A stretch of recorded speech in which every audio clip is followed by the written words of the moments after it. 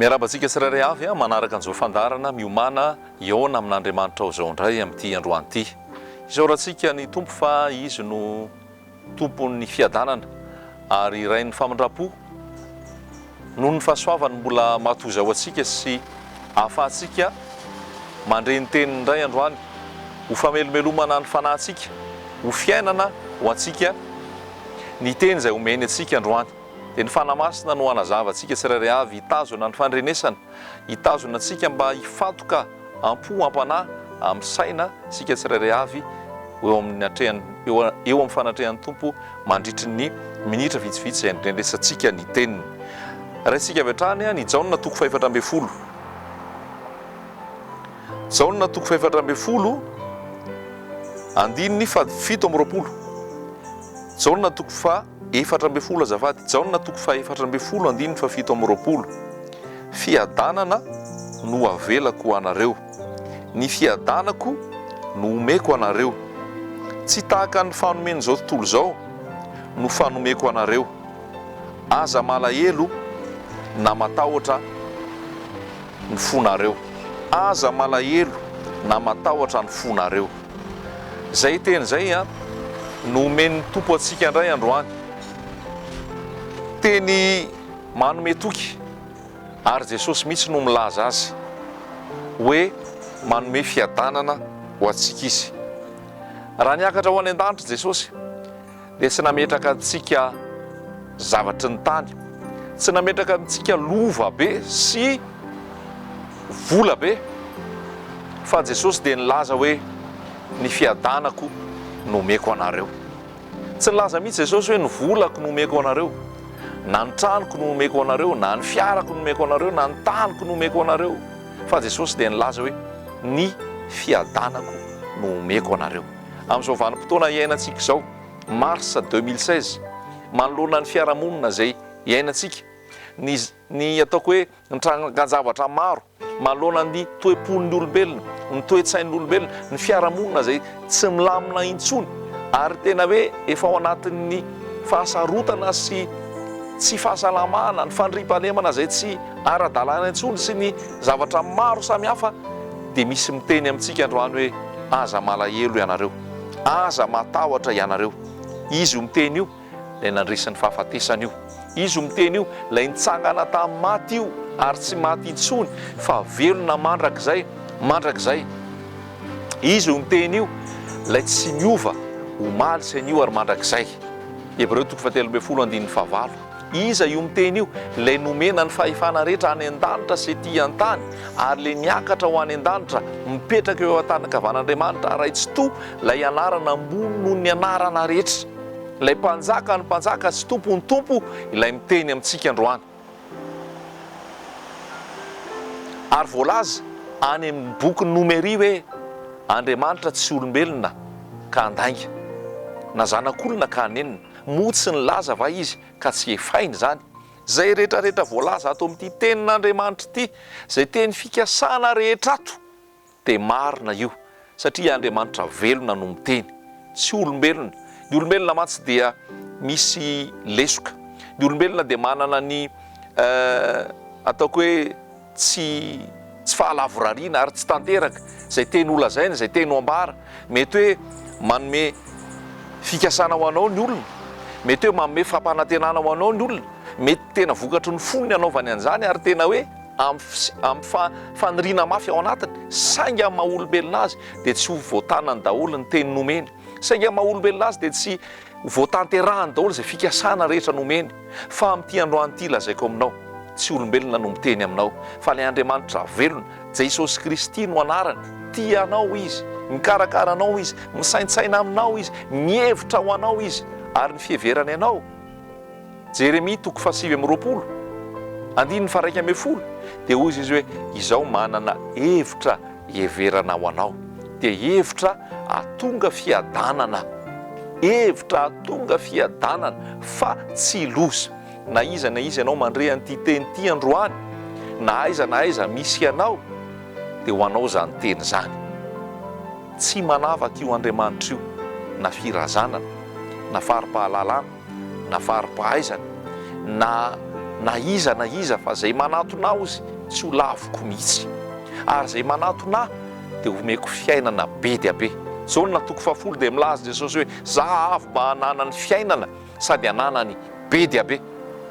Amin'ity androany ity dia atolotro anao zany Jesosy zany, ary ny zavatra hoentin'i Jesosy aminao tsy loza, ny zavatra hoentin'i Jesosy aminao tsy fahafatesana, na misy ara ny fisedrana, na misy ara ny fitsapana, raha misy ara ny ady mahamay sy ny ady mangotraka rehetra, ny totalikeviny rehetrarehetra izeny, ary rehefa anontanianao Jesosy dia hozy Jesosy hoe izaho mahalala ny hevitra heverako anao, hevitra hahatonga fiadanana fa tsy loza, mba hanananao fanantenanany amin'ny farany.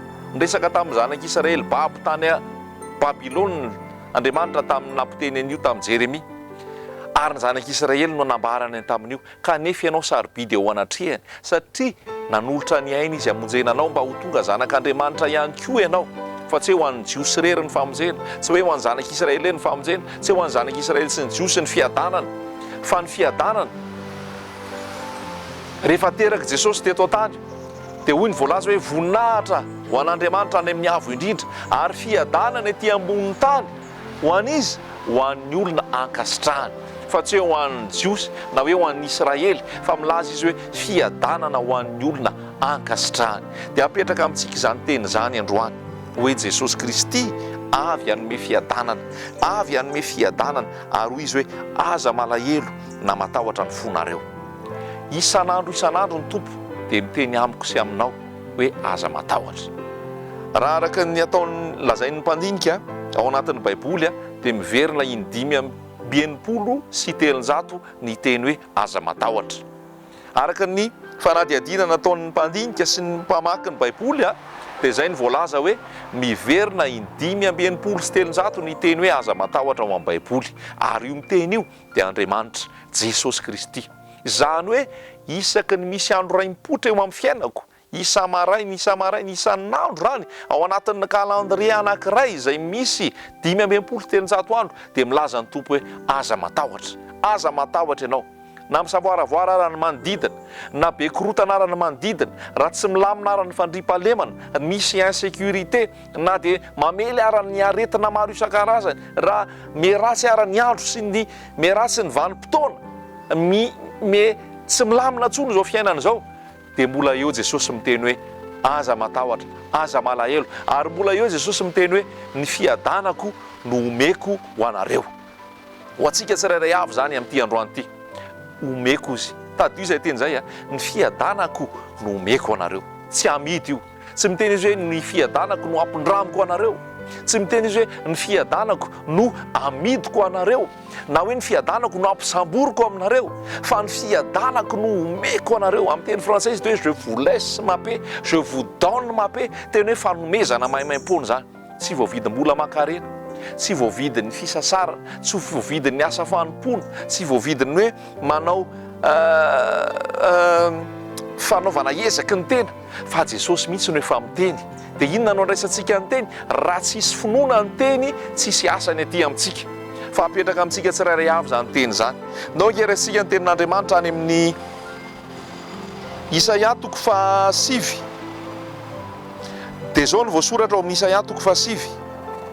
Mahafinaritra be mihitsy ilay tenin'Andriamanitra, teny velona, teny manome fiainana ao antsika, fa io Jesosy Kristy io ilay Andriamanitra velona io, efa nomanana tao antsika hatrizay ary tonga nofo teto ambonin'ny tany izy.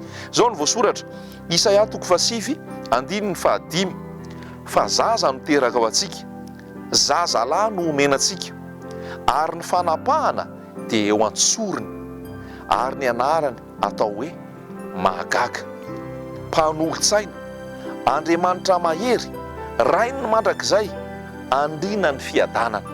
Eo no apetraka tsara ilay teny. I Jesosy Kristy io fa amin'anina ny lazainy Isaia amin'ny Isaia 7 io hoe ho avy atao tany ilay zaza, teraka ao antsika izy. Dia maro be ny zavatra nytenenina taminy hoe mahagaga, mpanolontsaina, Andriamanitra mahery, rainy mandrakizay, andrina ny fiadanana. Misy heviny daholo ireo teny ireo, ary ny anarana dia misy heviny ny anarana izay omena ny olona tsirairay avy. Iny anarana iny no mamaritra ny toetrany, mamaritra ny mombamomba azy, mamaritra ny toe-panahiny. Ary eto dia voalaza hoe ny anarany atao hoe rainy mandrakizay, anarany atao hoe andrina ny fiadanana. Jesosy Kristy zany io andrina ny fiadanana io, amin'ny teny frantsay izy hoe prince de la paix.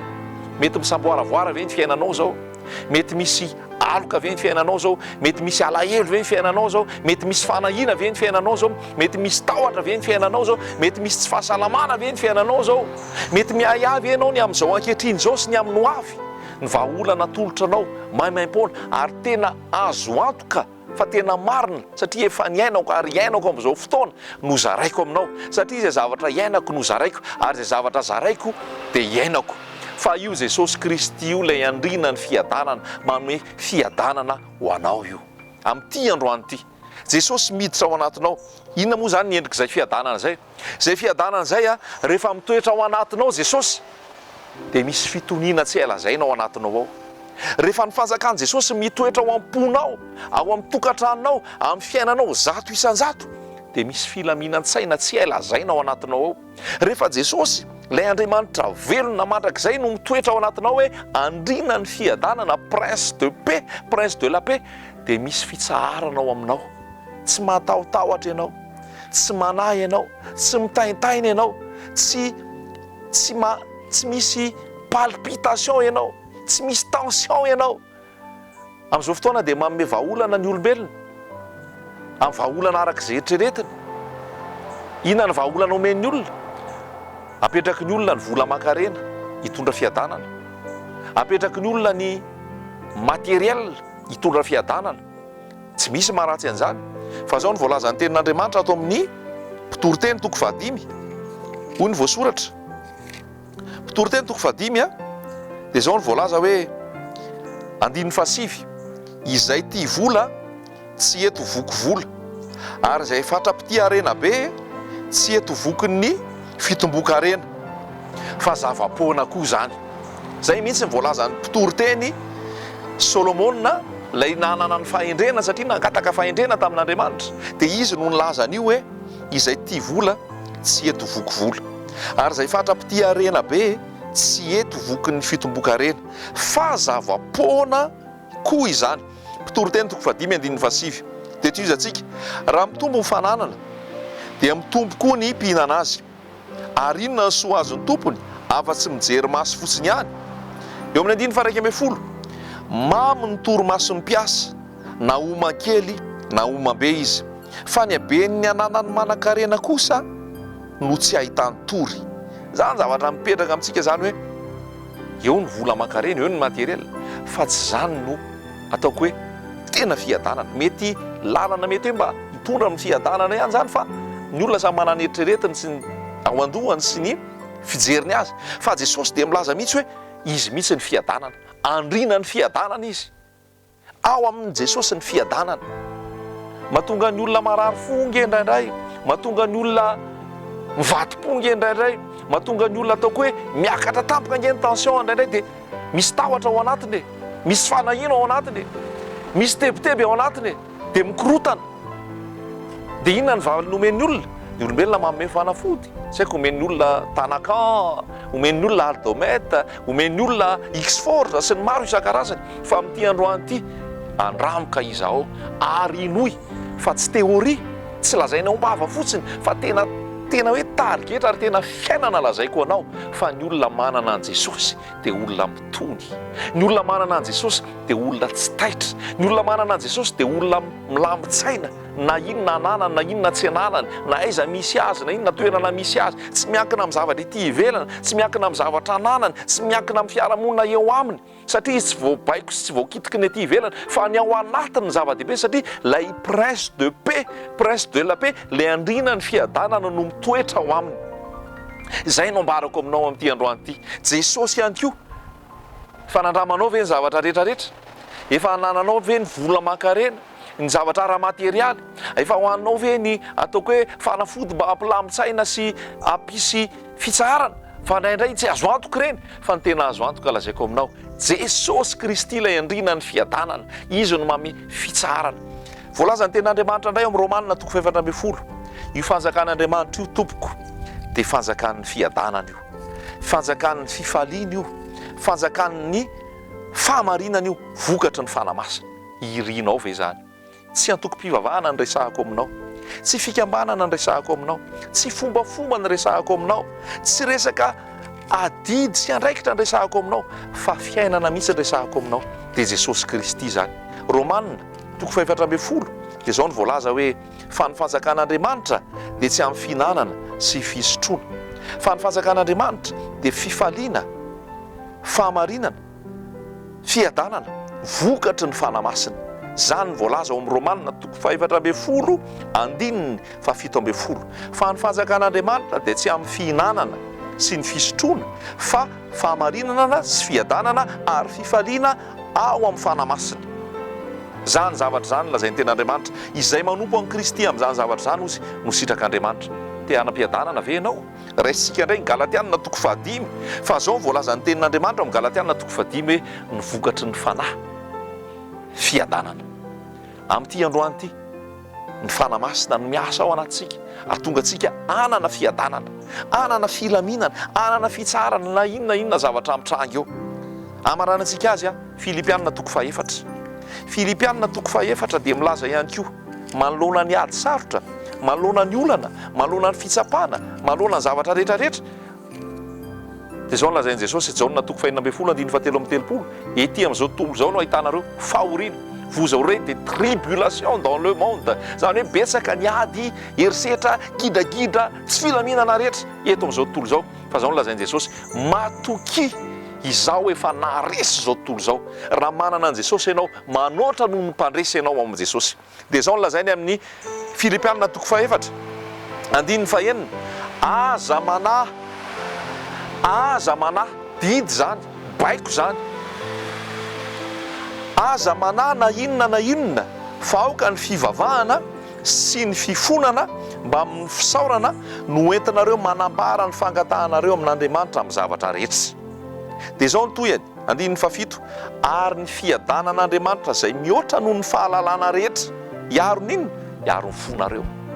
Io miasa ao anatinao, io miaro ny fonao sy ny hevitrao ao amin'ny Kristy Jesosy, ilay fiadanan'Andriamanitra.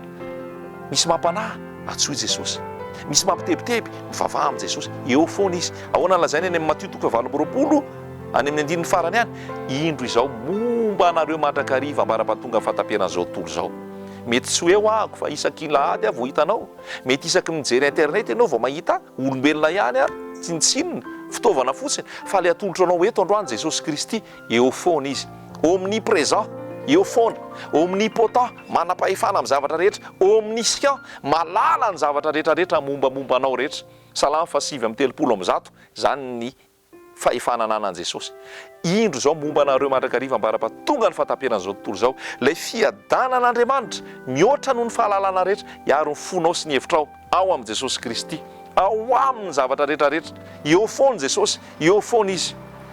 Tena inoko fa miasa any aminao zany teny zany, ray aman-dreny, zoky, zandry izay rehetra mandray an'ity teny ity, tsy misy fiadanana fa tsy eo amin'ny Jesosy. Be da be mety fomba tian'ny olona ho ampiasaina amin'ny zavatra maro, amin'ny endriny maro, fa tena tiako ambara aminao, azo antoka 100 isan-jato, tsy mamitaka ary tsy misy fitaka ary tsy mandiso velively. Jesosy Kristy andrina ny fiadanana, manome fiadanana ho anao izy, manome filaminana ho anao izy, manome fitsarana ho anao izy, manome fitoniana ho anao izy, na ho ara ny ady sarotra sy ny fitsapana. Dia efa iainako zany amin'izao fotoana, manana fiadanana 100 isan-jato. Iriko koa ianao mba hitoetra amin'izany raha efa ao amin'izany fiadanana zany, ary azo anan'izany ary hijoro vavolombelona amin'izany fiadanana zany dia Jesosy. Ary raha tsy mbola ao aminao zany, manatona an Jesosy androany, fa eo izy, miaino anao izy, miteny iray mandeha fotsiny ianao, miantra noa atao boky Jesosy. Areoko ianao ny mpanapaka sy mpanjaka, ary aza miala ao intsony fa manaiky anao ahako androany amin'ny fiainako iray manontolo, ho tompo sy mpamonjiko, tompo ny fiadanana, manapaka ao anatinao Jesosy. Ho azy ihany ny dera sy le azara ny voninahitra ary ny fiadanana ane ho antsika tsirairay avy. Amen.